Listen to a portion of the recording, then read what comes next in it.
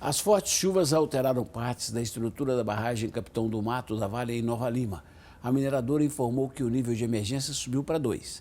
Só na primeira semana de fevereiro já choveu mais que o previsto para o mês inteiro em Belô.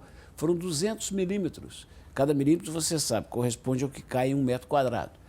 200 milímetros, quando a média histórica para o mês é de 181. No interior de Minas, vários estragos foram registrados.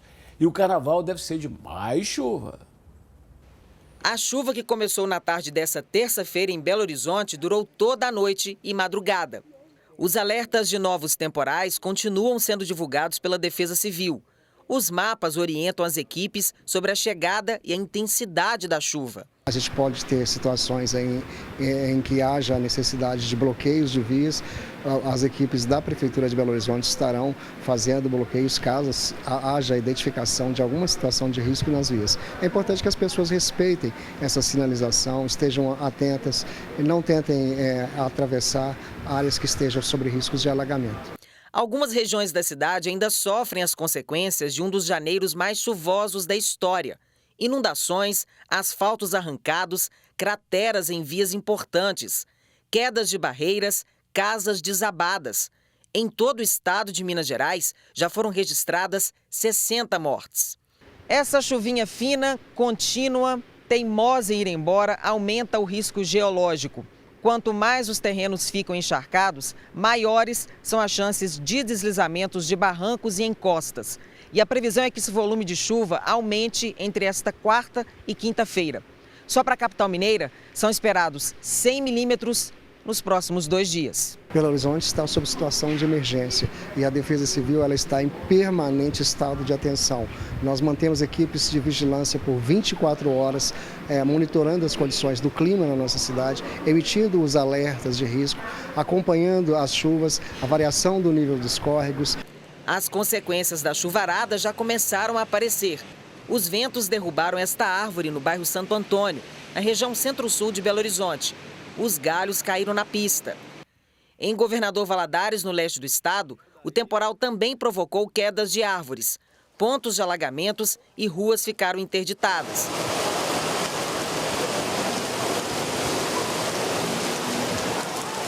No sul de Minas, mais estragos foram registrados. Em Campestre, choveu 100 milímetros. 3 famílias foram retiradas das casas com risco de desabamento. Neste imóvel que fica no centro, o muro de arrimo rompeu e o deslizamento de terra destruiu os fundos. Esta rua precisou ser interditada depois que parte do asfalto rompeu. O córrego que corta a cidade transbordou e várias residências ficaram alagadas. Os moradores perderam tudo. Por causa dos estragos, a prefeitura decretou situação de calamidade pública. Em Poço Fundo, houve alagamento em várias regiões da cidade.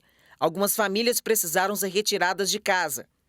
Também teve alagamentos em Poços de Caldas. O Ribeirão Várzea de Caldas transbordou. O nível do Ribeirão Poços de Caldas também aumentou e algumas famílias foram orientadas a sair de casa. Segundo os bombeiros, ninguém ficou ferido. Em Itajubá, vários pontos da cidade ficaram alagados. Um bairro na zona rural se transformou em um rio.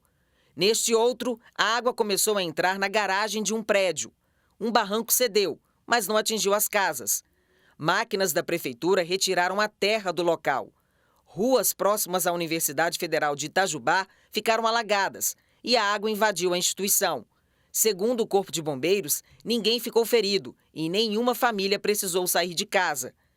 A BR-459, que liga o sul de Minas a São Paulo, ficou interditada depois de uma queda de barreira, no quilômetro 5 em Piquete.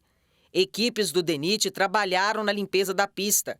A rodovia foi parcialmente liberada 6 horas depois. Em Pouso Alegre, o trânsito ficou parcialmente interditado em uma avenida. Segundo a Defesa Civil, o nível dos rios Sapucaí e Mandu já subiu cerca de 50 centímetros. Em Ipuiuna, uma pedra se desprendeu de um barranco e foi parar no meio da rua. Apesar do susto, nenhuma casa foi atingida e ninguém ficou ferido. Já em Pouso Alto, uma estrada na zona rural ficou alagada depois que um rio transbordou. Em Três Pontas, o ribeirão que corta uma das principais avenidas da cidade também transbordou. O volume da água assustou os motoristas que passavam pelo local. Várias casas foram atingidas. Segundo os meteorologistas, a frente fria que estava em São Paulo veio para Minas Gerais. Só na primeira semana de fevereiro já choveu mais que o previsto para o mês inteiro na capital. Foram 200 milímetros, enquanto a média histórica é de 181.